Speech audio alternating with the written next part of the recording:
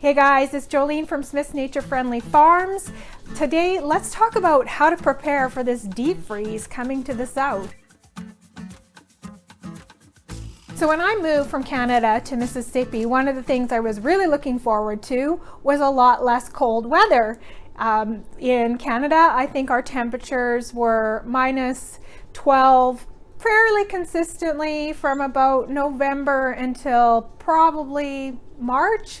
Now -12 for the Americans with the Fahrenheit, that is I think around 10 degrees Fahrenheit. So fairly common temperature for us, but I have not seen it since I have been here in Mississippi. But of course this coming Monday we are getting down to that temperature. So kind of rare. However, I'm not looking forward to it. So I do have some tips from a Canadian on how to prepare for -11 or -12 degrees Celsius and 10 degrees Fahrenheit. Let's get started. All right, so one important tip to prepare for very cold temperatures is disconnecting your hose.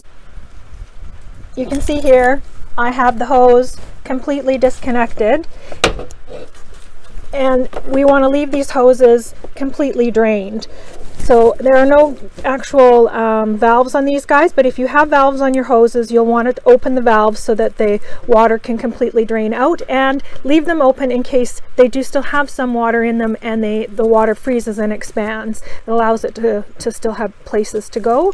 And I've got a little bit of foam on our pipes. Certainly any foam that you can add to your pipes will help them, so make sure if you can have some foam on your pipes. And if you can get to your water and turn off your water to these outside pipes, that is ultimately the best, is to shut off the water to your outside taps. I have seen these split. It's not fun. So if you can protect your outside taps, it's ideal. Now, if you have a retractable hose, I highly recommend bringing these guys into the heat and into the house. Retractable hoses have an elastic core kind of on the inside. Hi, Dippy supervising. And they don't freeze well. In fact, I've read a lot of comments on the forums that the freeze will actually wreck your retractable hoses. This by far is one of my favorite hoses because it's so light. So it's kind of like one I want to make sure it doesn't get wrecked. A standard rubber hose I don't worry about as much, but I would suggest, if you have the space and it's not too hard, putting them inside a garage just to help prevent any splitting. All right guys, one thing to think about is if you store any fluids on the outside in a shed, in an unheated shed, you'll want to probably take a look at some of them and see if they need to be taken in, because they may just freeze and explode. Now some of these would, in my case, you can see in front of us, they're fine. Antifreeze obviously is not meant to freeze, but you never know. If you've got bottled water, anything that's got a mix of water in it, you may want to take that inside. And check your sheds, because I know sometimes some folks, they store their bottled water in sheds. Those guys you may want to bring into the house to prevent them from exploding. And sometimes bottled water just freezes and it's totally fine, and it may be no problem at all, but if you're worried about it, bring it in. All right, so now we are in the vehicle. It's very important to do a quick check of your vehicle to make sure that you do not have any bottled water or cans of pop laying around in your vehicle. My husband is notorious for leaving in bottled somethings all over the place. They'll be hidden under the seat, there'll be a can of pop here. So take a look for those things, because if you've ever had to clean a can of pop that's been frozen and exploded, it's nasty. You don't want to clean that. So definitely take a quick scan of your vehicles to make sure you don't have any, can pop that have rolled under the seat, or you have a husband like mine that leaves them in the vehicle. So take a quick look for them.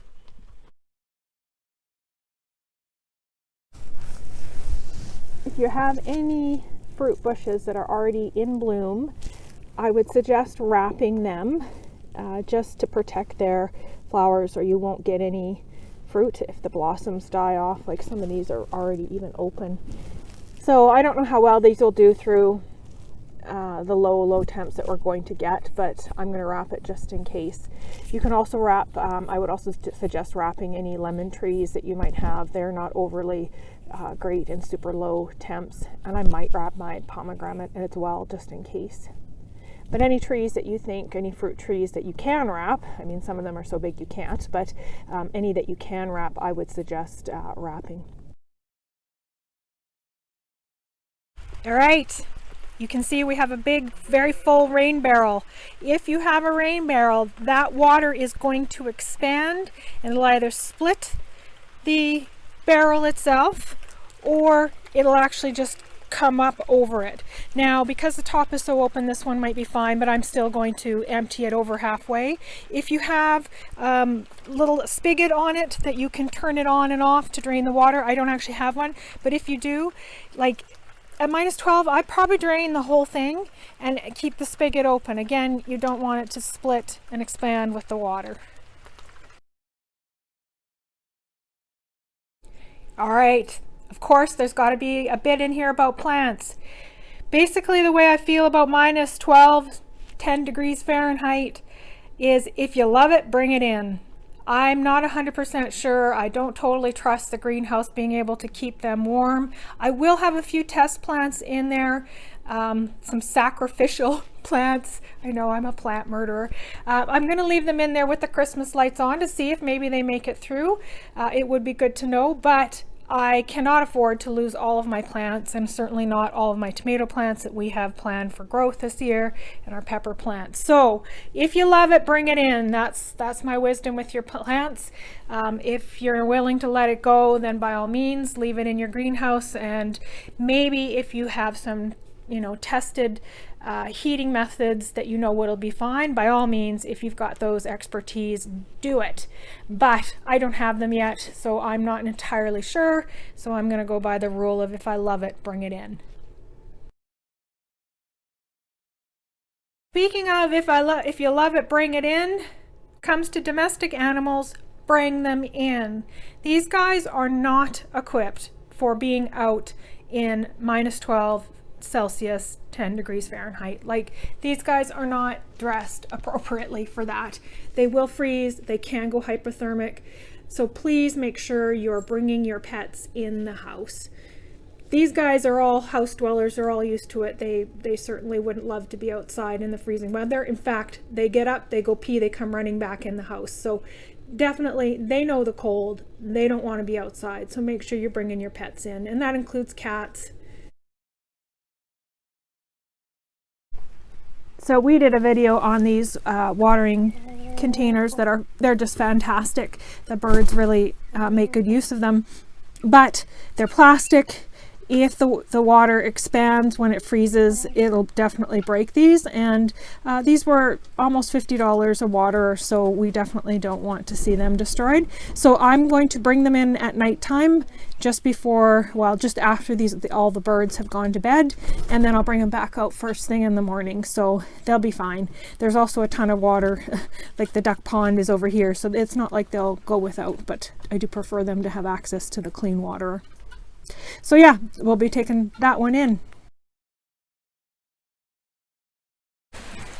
If you have a trailer or any type of vehicle that has a water line on the inside, you'll definitely want to take a look at your manual and look into winterizing it.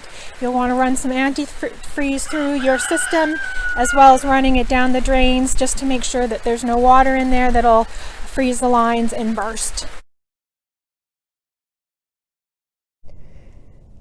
All right, if you have an outdoor well, don't forget about it.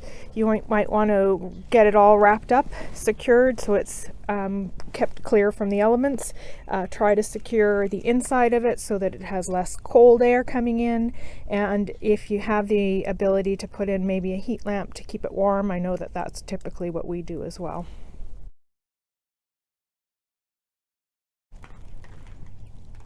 This is also a really good time to fill up your bird feeders. This is a harder time for nature when it's super cold and there aren't a ton of seeds for them. They need all the energy they can get, so give them a little boost with some extra bird feed.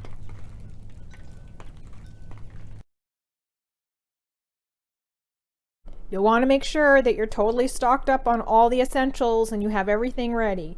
A good comfort pie, some hot chocolate, probably some marshmallows, whipped cream if you need it, and some gumbo. Definitely going to be great gumbo weather. All right, guys, those are our tips to help you get through the deep freeze. I hope you found them useful.